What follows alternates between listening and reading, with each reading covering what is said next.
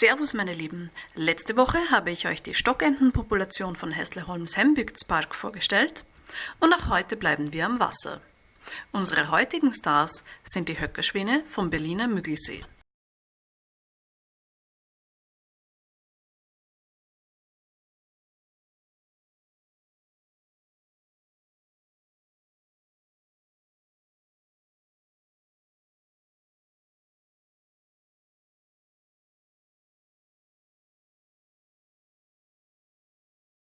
Wir sehen, die Berliner Schwäne sind überhaupt nicht scheu und lassen sich daher hervorragend beobachten. An dem hellgrauen Federkleid und dem violettstichigen Schnabel erkennt man deutlich, dass es sich hier um Jungtiere handelt. Es gibt aber auch Schwäne, die im Gefieder kein Melanin ausbilden können und daher von Geburt an weiß sind. Ob es Männchen oder Weibchen sind, lässt sich bei den Jungtieren noch nicht sagen. Ausgewachsene Männchen sind etwas größer und schwerer als die Weibchen und haben einen größeren Höcker. Um ganz sicher zu sein, müsste man entweder das Verhalten der Schwäne beobachten oder den Schwan auf den Rücken legen und den Penis aus der Kloake herausdrücken. Man kann auch einen Gentest machen.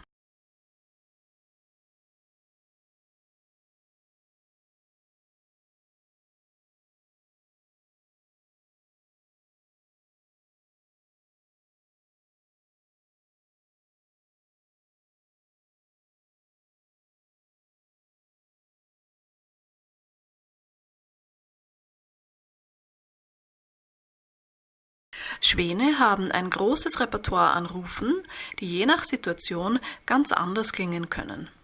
Sie sind jetzt in etwa 3 bis 5 Monate alt und können auf eine bewegte Kindheit zurückblicken. Wahrscheinlich haben sie an einem Platz nahe dem Wasser, auf kleinen Inseln oder im seichten Wasser in einem Gelege von 5 bis 8 Eiern das Licht der Welt erblickt. Sie werden von beiden Eltern etwa 4 bis 5 Monate betreut, bis sie flügge werden. Ihr Dunenkleid ist dicht und graubraun. Sie bleiben bis zur nächsten Balz in der Familie und werden im Frühjahr vom Papa vertrieben.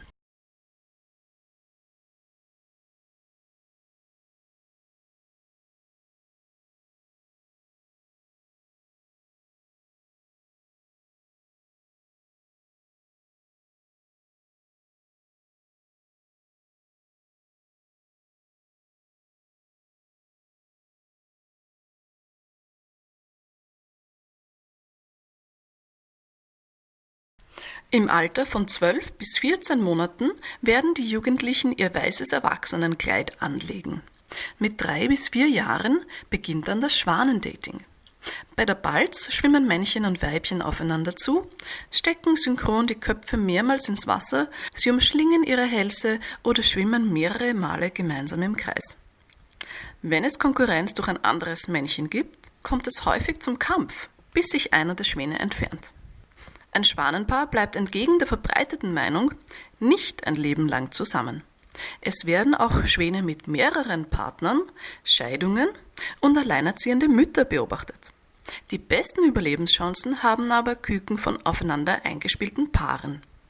Wenn Schwäne die gefährlichen ersten Lebensjahre überleben, können sie locker 20, selten auch 40 Jahre alt werden.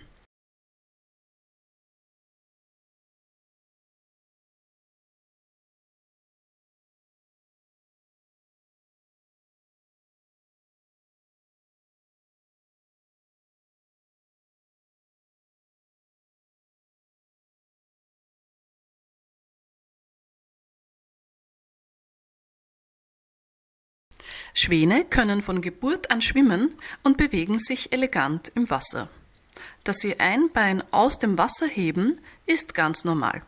So wird ein Bein entlastet, während das andere als Steuer im Wasser bleibt. Durch die Verdunstungskälte können sie sich so auch abkühlen. Bei den Dreharbeiten zu dieser Folge ist es gleich zweimal passiert, dass ein besonders sozialer Jungschwan nach meinem kleinen Finger geschnappt hat. Weder Mensch noch Tier sind zu Schaden gekommen. Sollte euch das passieren, braucht ihr keine Angst zu haben, da Schwäne keine Zähne haben und euch nicht beißen können.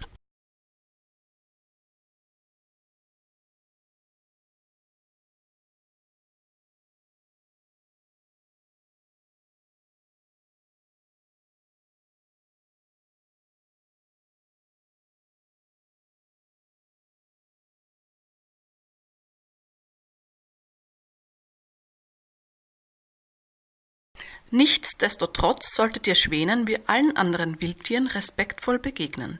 Wenn die Schwäne brüten oder die Küken in ihren ersten Lebenswochen sind und ihr ihnen zu nahe kommt, kann es sein, dass sich die Schwäne bedroht fühlen. Sie warnen den Menschen dann mit ihrem charakteristischen Fauchen oder indem sie sich aufrichten und ihre Flügel ausbreiten. Am besten hält man Abstand oder geht weiter zurück. Hunde sollte man an die Leine nehmen.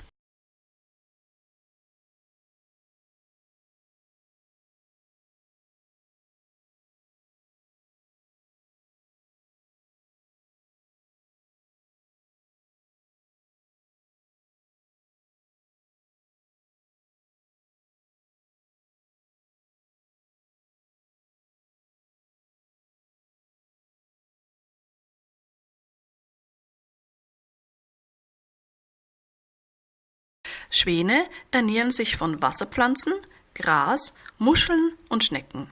Es wird empfohlen, sie nicht zu füttern, vor allem nicht die Jungtiere. Der Nachwuchs muss nämlich erst lernen zu gründeln. Wenn ihr sie aber trotzdem füttern möchtet, dann bitte nur an Land und artgerecht. Ihr könnt ihnen zum Beispiel Haferflocken, Wasservogelfutter aus dem Fachhandel, Kleie, Eicheln, kleine Obststücke, Sonnenblumenkerne, weiche Kartoffelstücke oder ungeröstete und ungesalzene Erdnüsse geben.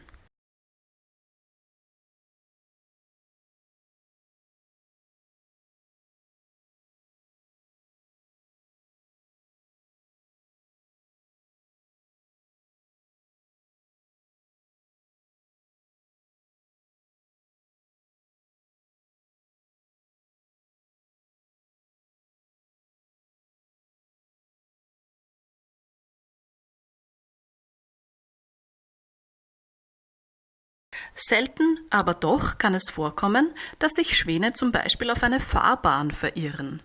Wenn das vor euren Augen passiert, helft bitte dem Tier und bringt es in Sicherheit.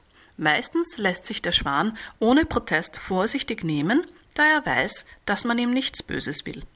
Greift nur ein, wenn ihr euch dabei selbst nicht gefährdet. Sollte das Tier verletzt sein, solltet ihr den örtlichen Tierschutzverein oder die Polizei anrufen, damit dem Schwan geholfen werden kann.